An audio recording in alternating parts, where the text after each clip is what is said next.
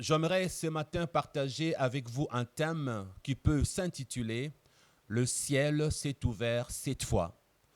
Dans le livre de la Genèse, au chapitre 28, Genèse chapitre 28, à partir du verset 10, nous pouvons lire ceci. Genèse 28, verset 10. Je rappelle le titre. Le ciel s'est ouvert cette fois. Jacob partit de Bethsheba et s'en alla à Chama. Il arriva dans un lieu où il passa la nuit car le soleil était couché. Il prit une pierre dont il fit son chevet et il se coucha dans ces lieux-là. Il eut un songe. Voici l'échelle était établie sur la terre et son sommet touchait au ciel. Voici les anges de Dieu montaient et descendaient par cette échelle. Et l'Éternel s'éteignait au-dessus d'elle et il dit, je suis l'Éternel, le Dieu d'Abraham, d'Isaac et de Jacob. Et la terre sur laquelle tu es couché, je te donnerai. Je donnerai à toi.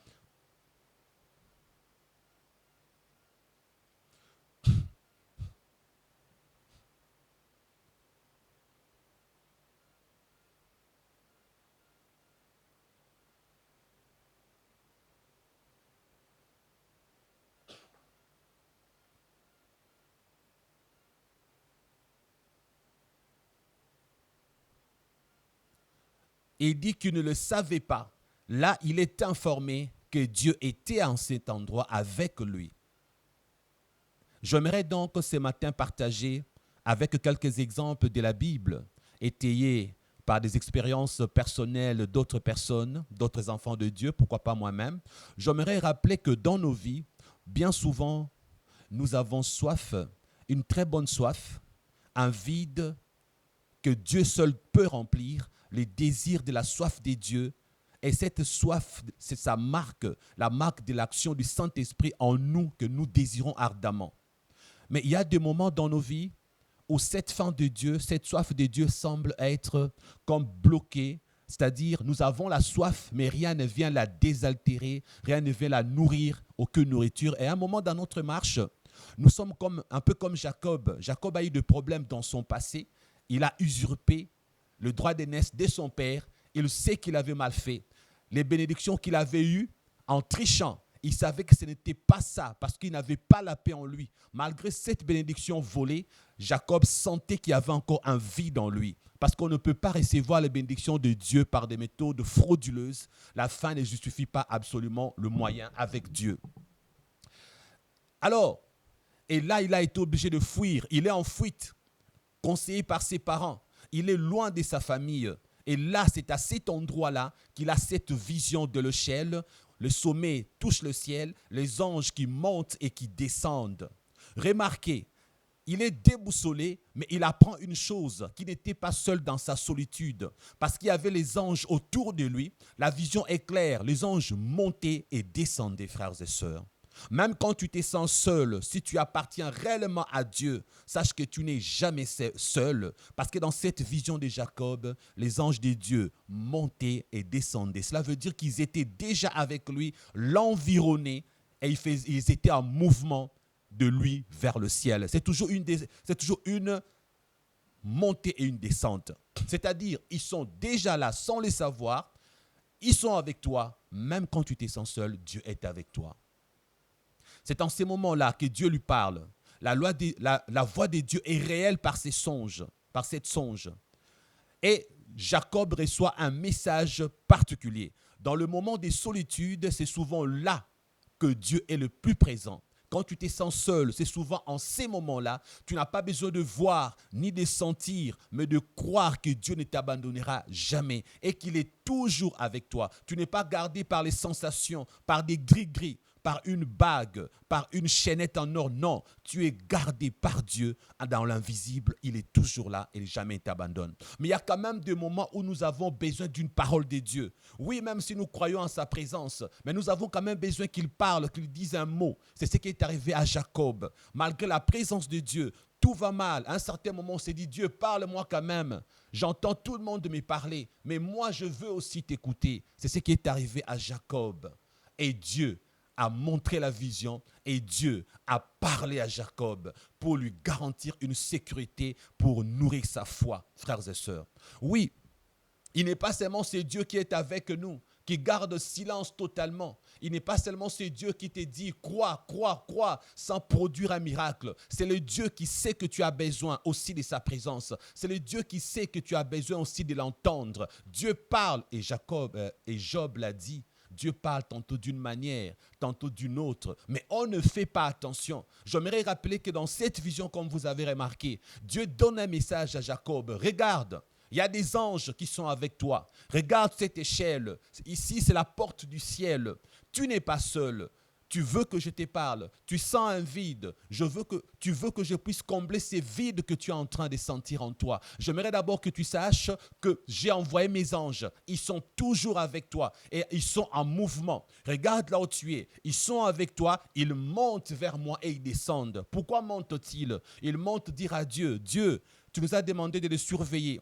Tu nous as demandé de le garder. Mais il ne va pas bien. Il a usurpé une bénédiction, mais il sait qu'il n'est pas béni. Il cherche la vraie bénédiction. Il reconnaît ses fautes. Il reconnaît son tort. Dieu regarde. Donc les anges montaient vers Dieu pour faire des rapports. Des anges montaient vers Dieu pour lui parler de la situation de la personne qu'ils étaient en train de sécuriser. Alors quand il descendait, cela veut dire qu'il revenait avec un message de Dieu vers Jacob. Quand il descendait, cela veut dire qu'ils étaient en mission pour exercer quelque chose dans la vie de Jacob. Alors Dieu a eu à parler. Et lorsque Dieu a parlé, il a dit à Jacob ce qu'il avait l'intention de faire. Et Dieu a précisé, ce que je dis, je l'accomplirai. Oui, la parole de Dieu, c'est une révélation qui te permet de savoir où tu vas, comment tu vas y aller, qu'est-ce qui peut se passer après. Si quelqu'un n'a pas la révélation divine de sa vie, si quelqu'un ne connaît pas ce que Dieu a prévu pour sa vie, c'est une personne qui parle là. C'est une personne qui ne sait pas là où il va. Parce que tout chemin qu'il prend l'amène là-bas. Mais là-bas où? À l'inconnu. Il va vers l'inconnu. Il ne connaît pas sa destination. Frères et sœurs, il est parfois important qu'un enfant de Dieu, dans sa relation avec Dieu, dans son désir d'être visité par Dieu, de recevoir des messages clairs et précis, de ce que Dieu pense de sa vie, de ce que Dieu prévoit pour sa vie. Oui, si tu as soif de Dieu, si tu désires ardemment que Dieu te visite, que Dieu te parle, que Dieu te montre ton chemin, que Dieu te montre ta destinée, il le fera. Il te parlera. Il va te sécuriser. C'est ce qui est arrivé avec David. David connaissait sa destinée. Il sera un jour roi parce que Dieu le lui avait dit, parce que Dieu le lui avait promis. David savait ce qu'il deviendra. Sais-tu ce que tu deviendras? As-tu déjà reçu la révélation de Dieu pour ta vie? Celui ou celle qui n'a pas encore la révélation de Dieu pour sa vie doit chercher à connaître la révélation de Dieu pour sa vie. Parce que même David connaissait sa destinée. Prenons le cas de Joseph. Il avait la promesse un jour de briller. Il avait vu ce que Dieu lui avait montré par rapport à sa famille, son élévation, ce qu'il allait devenir. Joseph le savait. Et toi, sais-tu ce que Dieu fera dans ta vie? Sais-tu ce que Dieu a prévu pour ta vie? La révélation de ta vie doit être cherchée derrière la soif. Désirer ardemment, entrer en jeûne et prière, non pas pour demander les choses terrestres, non pas pour demander l'argent, non pas pour demander les bénédictions matérielles, mais pour demander la révélation de ton existence, la révélation du projet de Dieu pour ta vie, la révélation de la destinée divine pour ta vie. Beaucoup de gens ne savent pas ce que Dieu a prévu pour leur existence. Beaucoup de gens ne savent pas là où ils vont. Quand quelqu'un ne sait pas là où il va, tout chemin qu'il emprunte l'amène là-bas. Là-bas où, peu importe la destination, il vit comme un animal. Il ne sait pas où il va.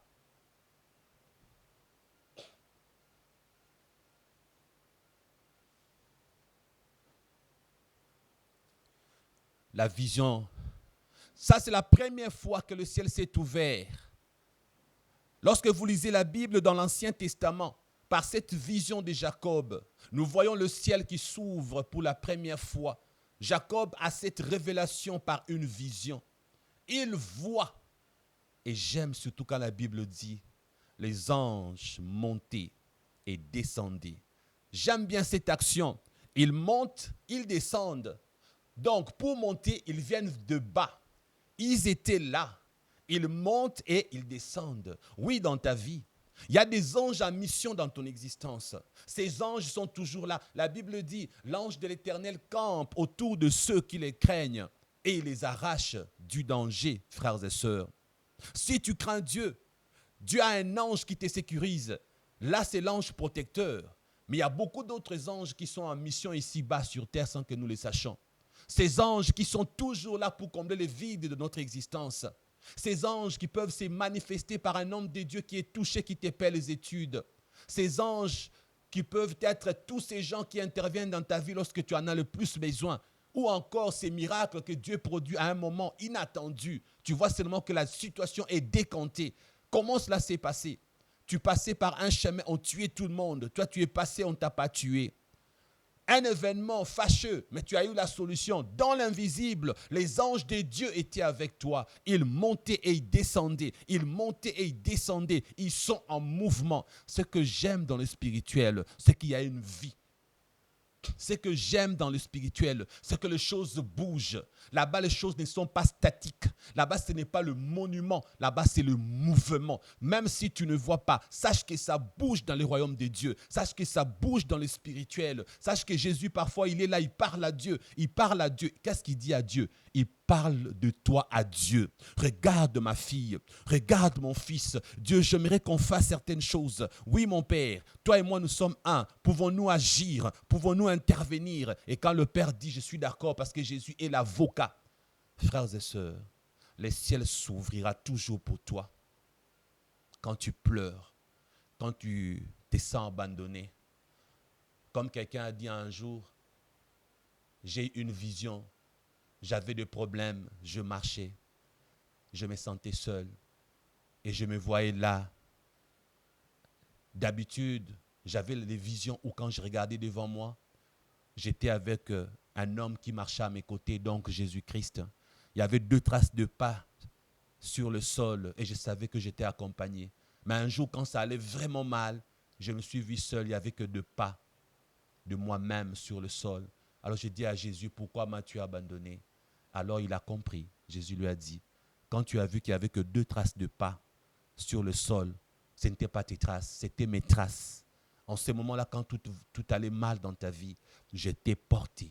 Les traces de Dieu que tu as eu à voir, ce n'était pas toi qui marchais seul. C'était moi qui marchais avec toi dans mes bras, frères et sœurs. Il y a des moments où de ta vie, où lorsque ça va très mal, Jésus ne préfère plus marcher à tes côtés. Jésus ne préfère plus être avec toi, côte à côte, pour te conduire, pour te montrer le chemin. Jésus ne préfère plus être devant toi pour te montrer le chemin. Quand ça va très mal à un certain moment, Jésus compatit. Alors qu'est-ce qu'il fait? Il te prend dans ses bras. Il te porte. Il te soulage de tes peines, de tes manques d'efforts pour avancer. Tu ne peux plus mettre un pas devant. Alors qu'est-ce qu'il fait? Il te prend dans ses bras. Et en ces moments-là, il marche à ta place. Il avance à ta place. Et il t'aide à aller de l'avant. Et malgré les situations difficiles de ton existence, sache que Dieu ne t'abandonnera jamais. Le ciel s'ouvrira toujours pour toi. Que ce soit dans la détresse, que ce soit dans la solitude, j'aimerais te dire, Jésus a dit, je suis avec vous tous les jours jusqu'à la fin du monde. Une promesse de Jésus. Il ne ment jamais. Maintenant, deuxième situation, où le ciel s'est ouvert dans la Bible. Lorsque dans l'évangile de Matthieu, au chapitre 3, Luc chapitre 3, Jésus reçoit son baptême. Jean-Baptiste, là, le baptise. Et la Bible dit quand Jésus entre dans l'eau, il est immergé. Même Jean-Baptiste lui disait que c'est toi qui dois me baptiser. Jésus lui dit, écoute, il est convenable que nous accomplissions ce qui est juste, la volonté de Dieu. Ce qui est juste, c'est quoi? Tu dois me baptiser dans l'eau. Parce que Jésus a dit, celui qui croira et qui sera baptisé sera sauvé. Il n'a pas dit celui qui croira et qui sera baptisé. Le baptême et Jésus dit qu'il est convenable que nous accomplissions ce qui est juste. Et Jean-Baptiste baptise Jésus, l'immerge dans l'eau. Il obéit et Jésus obéit à la parole de Dieu que Jésus lui-même devait être baptisé. Et lorsqu'il sort de l'eau, les cieux s'ouvrent, l'Esprit de Dieu descend sur lui et on entend la voix de Dieu qui dit « Celui-ci est mon fils bien-aimé en qui j'ai mis toute mon affection ». quelque chose de très important vient de se dérouler. Frères, sœurs, réalisez, pour Jésus, le ciel s'ouvre et une voix de Dieu retentit pour dire et témoigner qui est Jésus. Or, pour que la voix de Dieu parle en ces moments-là, Christ a obéi de passer par le baptême. L'acte de l'obéissance de Jésus, au moment où il obéit à la direction de l'Esprit, lorsqu'il a parlé à Jean-Baptiste que tu dois me baptiser pour que la parole de Dieu s'accomplisse. Par cette obéissance, Dieu approuve et la voix de Dieu retentit. Christ s'est sacrifié, il s'est dépouillé de sa divinité, a accepté de se faire baptiser. Alors Dieu confirme, celui-ci est mon fils bien-aimé en qui j'ai mis toute mon affection. Frères et sœurs, veux-tu que la voix de Dieu te parle? Comme pour Jacob, c'est un moment où il reconnaît qu'il a eu à faire des manipulations. C'est un moment où il a reconnu son tort, sa faute. Il désire Dieu davantage. Il cherche les bénédictions divines. Dieu intervient pour parler. Le Dieu qui lui a parlé n'a pas encore agi.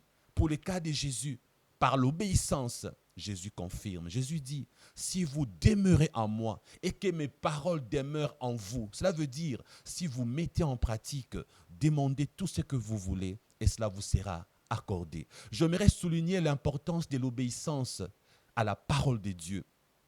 Beaucoup de gens pensent que Dieu fait pour nous que des choses qu'il veut. Non.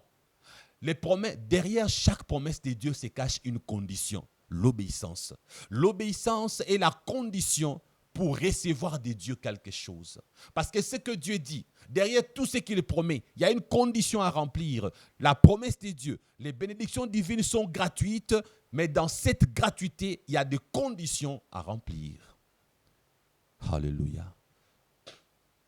Et même l'apôtre Pierre dit, Dieu donne le Saint-Esprit à ceux qui lui obéissent. J'aimerais souligner sur la loyauté envers Dieu. L'obéissance dans la vie du chrétien. Obéis-tu à Dieu? Toi qui es toujours là en train de coucher avec les hommes, en train de mentir. J'ai vu des gens être délivrés, être guéris et retomber dans leur maladie, retomber dans leurs problèmes d'avant. Vous savez pourquoi? Parce que le plus important n'est pas de délivrer quelqu'un, de lui donner la délivrance, mais le plus important, c'est de demeurer en Christ dans l'obéissance pour que ces choses demeurent en nous. Dieu peut te bénir et tu peux perdre la bénédiction de Dieu à cause du péché. Oui, beaucoup de gens perdent des bénédictions célestes à cause de leur conduite. Vous voyez, on dit que cette personne avait été délivrée, les démons avaient été chassés, mais la personne, sa situation est pire qu'avant. Qu'est-ce qui s'est passé? Est-ce que la bénédiction n'était pas réelle? C'était réel, mais la personne n'a pas conservé la bénédiction de Dieu par une vie de sanctification et de sainteté. La personne a vécu dans le désordre et les démons sont revenus plus nombreux qu'avant. La parole de Dieu nous dit, lorsqu'un démon s'en va, il reviendra avec cet autre. Frères et sœurs, tu veux la délivrance? Demeure dans la persévérance. Tu veux dans la délivrance? Demeure dans l'obéissance. Tu veux la délivrance? Frères et sœurs, ne rentrez pas en arrière. Bats-toi. La bataille de l'obéissance nous maintient dans la bénédiction de Dieu. L'obéissance nous aide à conserver les bénédictions divines. Si tu résistes au diable, tu vas demeurer victorieux et victorieuse. La Bible dit, soumettez-vous donc à Dieu, résistez au diable et il fuira loin de vous. Et le ciel s'ouvrira toujours pour toi. Alléluia. Et dans beaucoup de délivrances, frères et sœurs, on a toujours vu des gens délivrés, replongés dans le méandre du désordre. Et lorsque tu commences à douter de la délivrance, ta situation sera pire qu'avant. Parce qu'à vrai dire, tu as été délivré, mais tu n'as pas pu conserver. Combien déjà conservent leur bénédiction? Moins nombreux. Notre Dieu n'a pas changé. Il est le même hier, aujourd'hui et éternellement. Et l'obéissance vaut mieux que le sacrifice. Obéir à la parole de Dieu et obéir aussi à la voix de notre conscience. Beaucoup de gens n'écoutent pas leur conscience. La conscience parle à beaucoup de gens, mais moins nombreux obéissent à leur conscience. Frères et sœurs, combien de fois tu n'as pas voulu faire quelque chose, tu as entendu une voix te dire c'est mal, ne le fais pas. Mais malgré ça, tu as désobéi à la voix de ta conscience. Il n'y a pas que Dieu qui parle. Il n'y a pas que Dieu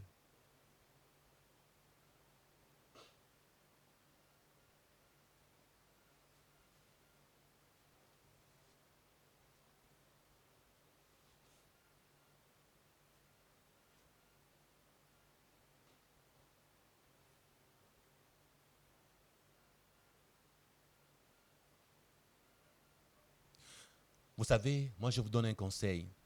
Si vous n'êtes pas prêt pour abandonner avec le péché, si vous n'êtes pas prêt pour ne plus retourner en arrière, ne cherchez pas votre délivrance. Vous êtes en train de provoquer le monde des ténèbres. Ils ne vont plus vous rater.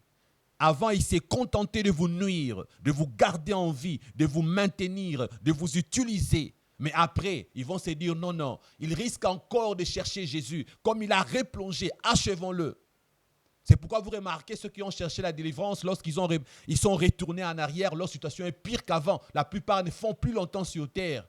Ils meurent accidentellement. Un malheur accablant, un désastre hideux se conjugue dans leur vie et ils trépassent.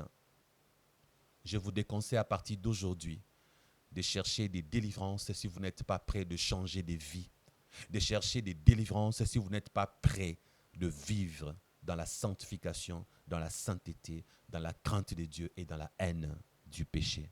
Frères et sœurs, on ne s'amuse pas avec le spirituel.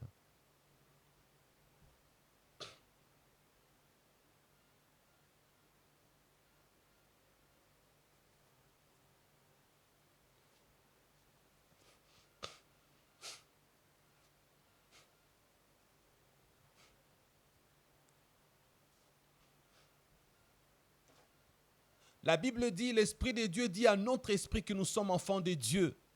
Pourquoi avons-nous besoin du témoignage du Saint-Esprit? Parce que même Jésus a eu besoin du témoignage de l'Esprit de Dieu devant les hommes. La voix a parlé, tout le monde a entendu la voix. Parce que Dieu savait que les gens avaient besoin de la confirmation céleste sur l'existence de Jésus sur terre. Qui était-il? Dieu annonce, celui-ci est mon fils bien-aimé, en qui j'ai mis toute mon affection. Alléluia. Le témoignage du Saint-Esprit est obligatoire. Vous entendez? Qui témoigne de ta sainteté? Qui témoigne de ta foi? Frères et sœurs, quand le Saint-Esprit témoigne, il communique cela aussi aux autres. Il a témoigné pour Jésus devant tous. Ils ont eu le témoignage de Dieu sur Jésus. Si le Saint-Esprit témoigne que tu es réellement enfant de Dieu, il mettra ces témoignages dans la bouche d'un homme de Dieu qui pourra témoigner sur votre intégrité spirituelle. Il donnera la conviction, il donnera les témoignages de votre vie spirituelle à votre papa spirituel, à votre maman spirituelle, à des bien-aimés qui sont dans la foi avant vous, à des aînés spirituels qui ont la croissance supérieure à la vôtre. Vous avez besoin de témoignages. Voilà pourquoi dans certaines églises, lorsque vous voulez exercer un ministère, vous voulez chanter à la chorale, vous voulez exercer, on vous dit, vous venez d'où? Je viens à l'église X ou Y, va demander la lettre de ton témoignage. Demande à ton pasteur de nous écrire une lettre de témoignage, reconnaissant que tu es réellement chrétien ou tu es réellement chrétienne. C'est comme ça que ça se passe dans l'organisation des églises locales. Et toi, qu'est-ce que Dieu témoigne? Est-ce que les hommes de Dieu peuvent témoigner de ta sainteté, de ta spiritualité? Non, parce que tu es un électron libre. Tu vis comme tu veux. Tu prétends être enfant de Dieu. Et beaucoup d'enfants de Dieu, beaucoup de chrétiens sont des prostituées spirituelles. Lundi, il est là, à la compassion chez Marcelo Tunasi. Il est là, il tremble. Apparemment saisi par l'Esprit de Dieu. Mardi, il est là-bas à Philadelphie chez Atom Sumbouma. Mercredi, il est là-bas quelque part chez Mamadou Karambiri. Jeudi, non, il est des Yvan Castanou. Vendredi, non, lui, c'est l'enfant spirituel de Georges Nama, de Jésus-Christ TV. Prostituée spirituelle, qui témoignera sur toi? Le ciel s'était ouvert et Jésus a eu le témoignage de son Père. Alléluia. Et toi, qui témoignera? Même pour que tu ailles de l'avant, Jésus a besoin que tu appartiennes. Tu lui appartiennes. Et même sur terre, il y a beaucoup de serviteurs de Dieu. Mais tu n'as pas besoin de tous les serviteurs de Dieu. Que des gens qui viennent, pasteur Christian Délivrance, on lui dit non, tu n'es pas encore prêt. Mets de l'ordre dans ta vie. Il fuit. Il va chercher un autre pasteur là-bas. Et 7 mois après, ils reviennent. Pasteur, tu avais raison. Je n'étais pas prêt. Troisième situation, le ciel s'est ouvert. Dans Acte 10, verset 9. Pierre est là en plein midi, il a faim. Il demande à manger pendant qu'il est sur le toit de la maison. Tout à coup, il prie et pendant qu'il est là en prière, tout à coup, le ciel s'est ouvert. Et il a eu une vision de cette nappe qui descendait, remplie d'animaux de tout genre.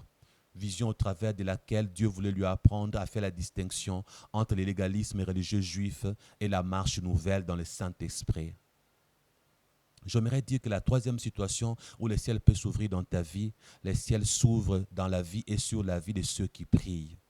De ceux qui prient pour qu'ils arrivent. Je ne parle pas de traditionnelle prière de 5 minutes, 20 minutes. Non, je ne parle pas de ça. Ceux qui prient, la prière qui ouvre le ciel, la prière qui secoue le ciel, la prière qui oblige Dieu d'intervenir, la prière qui fait trembler le royaume du diable, la prière qui renverse les barrières, cette prière perforante, cette prière pénétrante, cette prière incessante, remplie d'onction, cette prière qui résout le problème dans le spirituel. En ces moments-là, ce sont ces genres de prières qui font ouvrir le ciel. Pierre a prié, Dieu lui a montré. Arrive à faire la différence entre ce qui est sacré et ce qui ne l'est pas. Le plus important n'est pas d'appartenir à une église locale. Le plus important, c'est d'appartenir à l'église corps de Christ. Le plus important, ce n'est pas d'être enfant spirituel de X ou Y. Le plus important, c'est d'être disciple de Christ. Le plus important, c'est d'avoir une relation avec Dieu, non pas d'être en bonne relation avec les hommes de Dieu. Beaucoup de gens s'attachent aux hommes de Dieu qu'à Dieu lui-même. Beaucoup de gens aiment appartenir à des grandes églises qu'appartenir au royaume des cieux. Frères et sœurs, de quoi as-tu besoin? À Gethsémane, quand Jésus a prié, c'était l'essence même de la prière. Jésus priait avec une intensité que sa sueur est devenue comme des grumeaux de sang. Frères et sœurs, la prière de Jésus-Christ à Gethsémane. Comment pries-tu? La nature de la prière de l'esprit, même le corps réagit. Quand tu pries, les démons tremblent. Quand tu pries, le ciel vibre. Satan se met à genoux. Les démons fuient. Frères et sœurs, la prière faite avec un cœur pur, la prière faite avec la crainte de Dieu et la haine du péché, une prière explose, une prière explosive. Alléluia. Quand un vrai enfant de Dieu prie, le monde des ténèbres tremble. Quand un enfant de Dieu prie, ça bouge. Si Dieu peut vous ouvrir les yeux, vous verrez les démons en débandade ne sachant pas par où fuir. Vous verrez le feu, le tonnerre, le bombe, ça explose de partout. Les satanistes, dans une réunion, ils sautent. Les œuvres du diable sont détruites, frères et sœurs. La puissance de la prière passe par la sanctification, la haine du péché et la crainte de Dieu. Alléluia.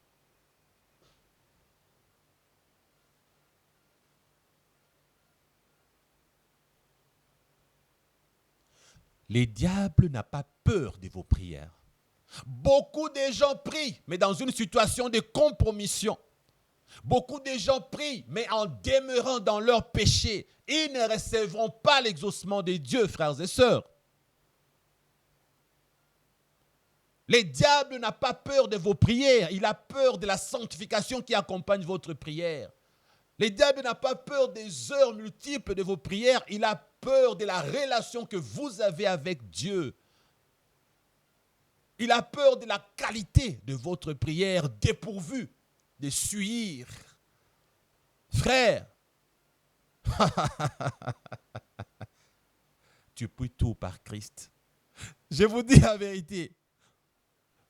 Tu as le pouvoir de marcher sur le serpent et les scorpions.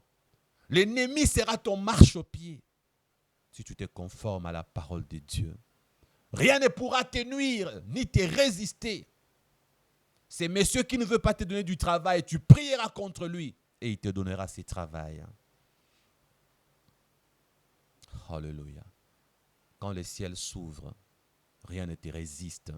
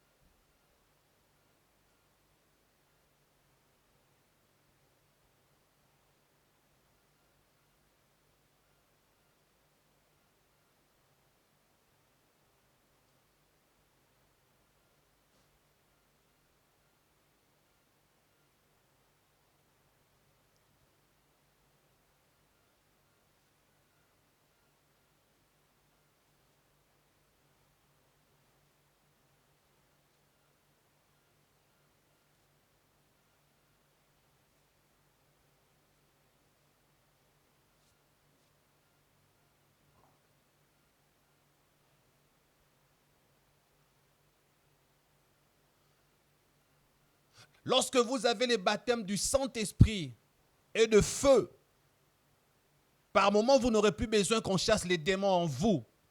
Lorsque le Saint-Esprit descend, le baptême du Saint-Esprit et de feu, lorsque vous le recevez, les démons fuient. Beaucoup d'enfants de Dieu ont été délivrés automatiquement le jour où ils ont été baptisés du Saint-Esprit. Parce que la Bible dit, il n'y a pas que le baptême du Saint-Esprit, il y a aussi le baptême du feu. Certains disent que c'est le même baptême qui s'est produit double. Le Saint-Esprit descend avec un feu qui consume tout en toi, parce qu'il ne viendra pas remplir un endroit sale.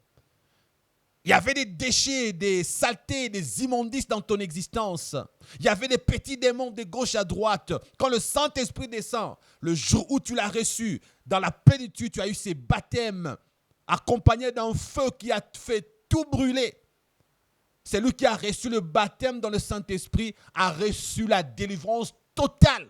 Frères et sœurs, si vous ne l'avez jamais su, je peux dire à certaines personnes, arrêtez de chercher votre délivrance. Si vous n'avez jamais eu le baptême dans le Saint-Esprit, commencez à chercher le baptême dans le Saint-Esprit. Parce que lui, il va résoudre beaucoup de choses qui ne marchent pas dans votre vie. Lui, il va casser certaines choses de votre vie. Lui, il va brûler certains démons. Il va brûler certains liens. Il va détruire certaines œuvres du diable qui résistent dans votre vie. Le baptême du Saint-Esprit apporte le royaume des cieux sur terre dans ton existence. Alléluia. Pour que le baptême du Saint-Esprit arrive, le ciel doit s'ouvrir. Quand Dieu ouvre le ciel pour toi, pas pour tout le monde, il envoie son esprit. Il descend en toi. Tu reçois le baptême. Explosion. 2 Rois 7:1. Il est écrit qu'Élisée, il était prophète en ce moment-là, il était en Samarie, il y avait la famine. Et vous connaissez les récits qui disent que les Hébreux qui étaient en dehors de la ville, parce que la ville de Samarie était assiégée, ils ont dit qu'on va aller demander la nourriture au camp des assiégeants. Et ils trouvent les camps vides. Dieu a fait entendre un bruit, le soldat qui a assiégé la ville. Bref, vous connaissez l'histoire, où il y avait beaucoup de nourriture, de richesse. Avant que ces choses n'arrivent, Le roi avait voulu faire mourir Élisée en disant, c'est toi la faute de tous ces problèmes-là, toi qui représentes Dieu. Et Élisée lui a dit, demain à cette heure-là, qu'il y aura à manger pour tout le monde. L'officier du roi qui accompagnait le roi dit, même si Dieu faisait les fenêtres au ciel, des choses pareilles n'arriveront pas. Et il y a des chrétiens comme ça. Oui, ils croient en Dieu, mais ils ne croient pas au miracle. Il y en a qui disent, nous sommes ceux de la parole. Le temps de miracle est passé. Mais qu'est-ce qui s'est passé? Le lendemain matin, c'est que Dieu avait dit a eu lieu. Et la personne qui avait dit, même s'il faisait des fenêtres au ciel, pareille chose n'arrivera pas. La promesse était, tu verras, mais tu ne vivras pas ça. Et il est mort le jour de l'accomplissement. Frères et sœurs, si vous ne croyez pas au miracle, Dieu ne vous le donnera jamais. Un incrédule ne reçoit jamais l'explosion spirituelle. La Bible dit, si tu crois, tu verras la gloire de Dieu. La gloire manifeste s'accompagne avec de miracles. Beaucoup de gens ne vivront jamais le miracle parce qu'ils ne croient pas au miracle, frères et sœurs. Tu crois en la parole n'est pas suffisante. Parce que Dieu, c'est esprit et vie. Dieu, ce n'est pas seulement parole. Il est parole avec l'onction, il a créé le monde. Il est parole avec l'onction, il a fait exister toutes choses. Tu ne peux pas séparer la parole avec l'esprit. Tu ne peux pas séparer la parole avec le miracle. Le miracle existe. Tu ne vis jamais le miracle parce que tu es incrédule. Tout ce qui est miracle, tu attribues à Satan. Tu crois facilement aux miracles que produisent le marabout, le magicien et autres. Mais tu as du mal à croire aux miracles que les hommes de Dieu produisent par l'Esprit de Dieu. Incrédule. Voilà pourquoi tu vis de façon ordinaire. Tu ne vis rien de spécial, frères et sœurs. Le ciel s'était ouvert. Cet homme n'a pas cru. Dieu a montré ce qu'il allait faire. Frères et sœurs, lorsque le ciel s'ouvre, ceux qui ne croient pas à la réalisation miraculeuse des choses spirituelles périssent sans entrer en contact avec l'accomplissement de ces choses. Voilà pourquoi il y a des enfants de Dieu malheureux qui meurent jeunes sans avoir joui de la vie. Ils meurent pauvres sans avoir... Frère, tu n'es jamais sorti de ton pays. Même à l'intérieur de ton pays, tu n'es jamais allé. Incrédule. Tu vis dans la capitale, l'intérieur, tu n'as jamais été. Tu es à Yaoundé, tu n'as jamais été.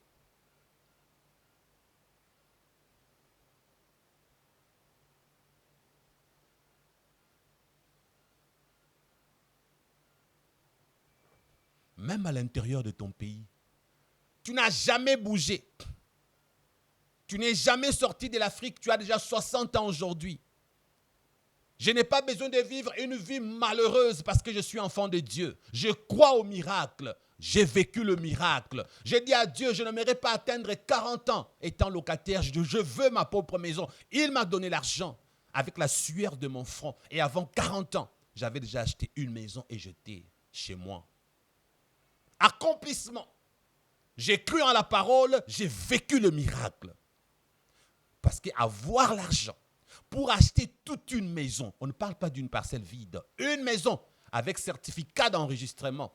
Il faut avoir la foi, il faut avoir la foi, il faut avoir la foi. Parce que l'Afrique, la situation est compliquée et difficile. La grâce est manifeste dans l'accomplissement de miracles. La grâce n'est pas l'absence de miracles. La grâce, c'est la parole qui accomplit la volonté de Dieu. Et la parole qui accomplit la volonté de Dieu se transforme en miracle. Et lorsque tu vis le miracle, tu vis l'accomplissement de la parole de Dieu qui est sa grâce. Parce que tu ne mérites pas cet accomplissement-là. Mais tu vis ces miracles parce que tu as cru en ces miracles. Parce que tu as cru en la parole et en l'Esprit de Dieu qui produit l'impossible, frères et sœurs.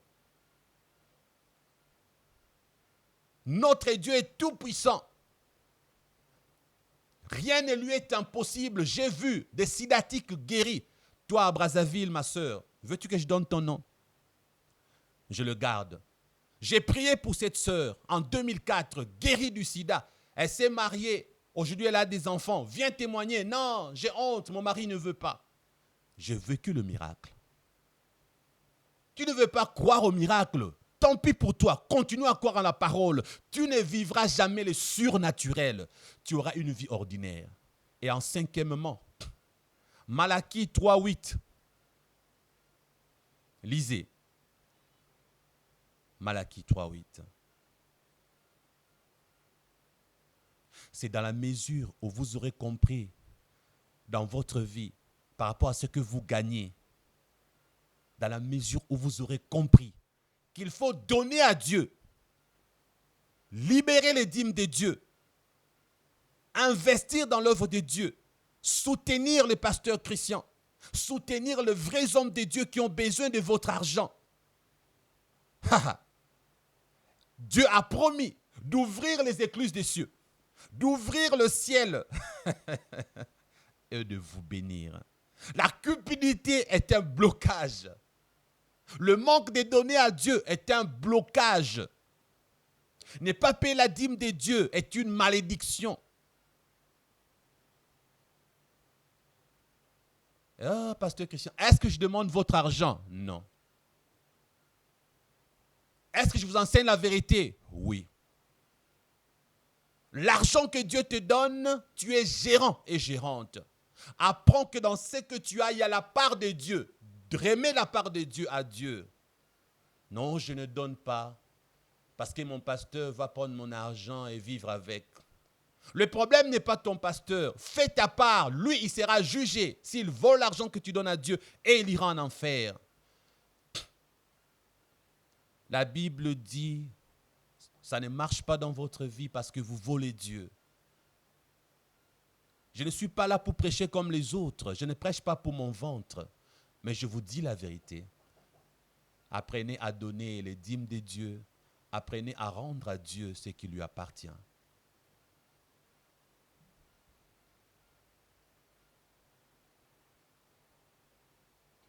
Je suis en train de filmer. Tu as besoin de moi? Oui.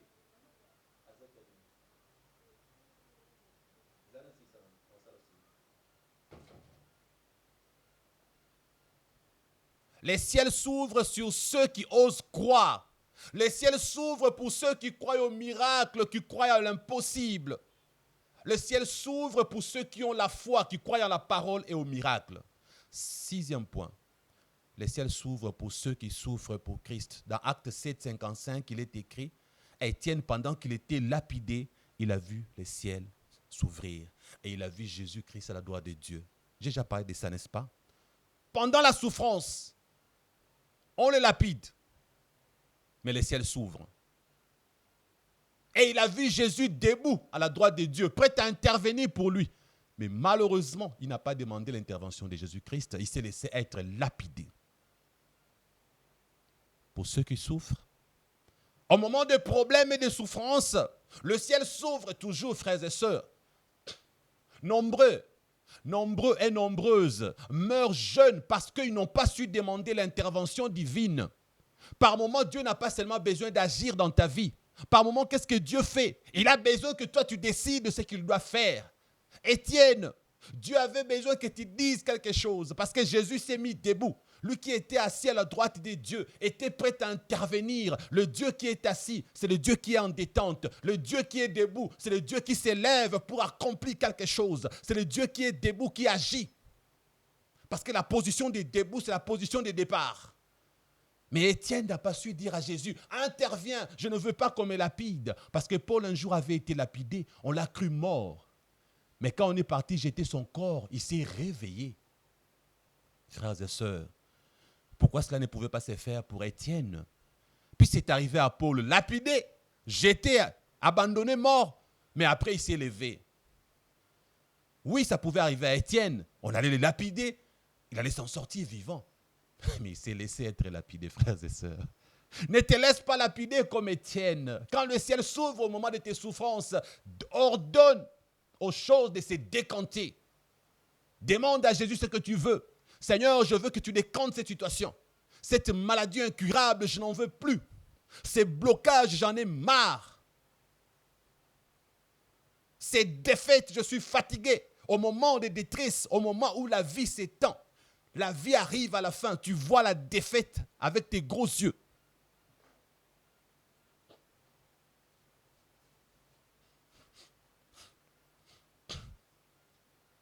Tu te rends réellement compte que les carottes sont cuites. Les bandits sont là avec une arme pointée devant toi. Frères et sœurs, prie. Dis, je ne mourrai pas aujourd'hui. Vous les bandits avec vos armes, au nom de Jésus, soyez foudroyés. Ils vont tomber à la renverse, frères et sœurs. Ou s'ils tirent sur toi, les balles ne vont pas sortir. Tout dépend du niveau de ta foi. Ce n'est pas parce qu'il y a les armes en face de toi. Ce n'est pas parce qu'ils veulent te mitrailler que tu vas mourir. Faux. Paul a été lapidé, mais il n'était pas mort. On l'avait abandonné là, mort, mais Dieu avait continué à garder ses organes vitaux. Dieu a redonné la vie à son corps et Paul s'est levé et il est parti. Ils peuvent tirer sur toi. On t'amène à l'hôpital, le docteur dit, les 14 balles qu'il a reçues, aucun organe vital n'a été touché. Parce que Jésus va empêcher que ces balles perforent tes organes vitaux. Tout comme il peut aussi enrayer leurs armes. Il n'existe pas une situation impossible pour Jésus. Il décompte toutes les situations compliquées et difficiles. Tout dépend de ta foi. Et pour terminer, les ciels s'ouvrent pour ceux qui attendent les seigneurs. En 7e position. Le ciel s'ouvre pour ceux qui attendent le retour de Jésus. Ceux qui attendent. Le 7e point, ceux qui attendent le Seigneur. Apocalypse 22 nous dit, viens Seigneur Jésus. Je suis à la fin. Je ne peux pas beaucoup parler. Mais si rien ne semble marcher dans votre vie, examinez d'abord votre propre vie pour savoir quel blocage. Le blocage vient d'où? Le blocage vient d'où? Vos péchés, votre manque d'obéissance, le non-respect des données, les dîmes et les offrandes. Dieu vous reproche de quoi? Parce que si Dieu est contre vous, qui sera pour vous? Examinez-vous vous-même. Venez et plaidons ensemble, dit la Bible dans Isaïe. Si vos péchés sont noirs comme les cramoisis, ils deviendront tout blancs comme la neige ou rouges comme la pourpre, ils blanchiront. Si tu reconnais tes problèmes, tes fautes, tes erreurs, tu demandes réellement pardon et tu le corriges, tu vivras le miracle de Dieu et le ciel s'ouvrira toujours pour toi. Tu verras les anges monter et descendre. Ils seront toujours avec toi, à côté de toi et pour toujours avec toi. La présence de Jésus ne te quittera jamais. Le ciel s'est ouvert 7 fois parce qu'une semaine a 7 jours. Cela veut dire que le Seigneur te visite et te visitera de lundi à dimanche. 7, c'est la perfection. 7, c'est l'accomplissement. 7, c'est la volonté divine. 7 représente Dieu. Sois béni. Amen.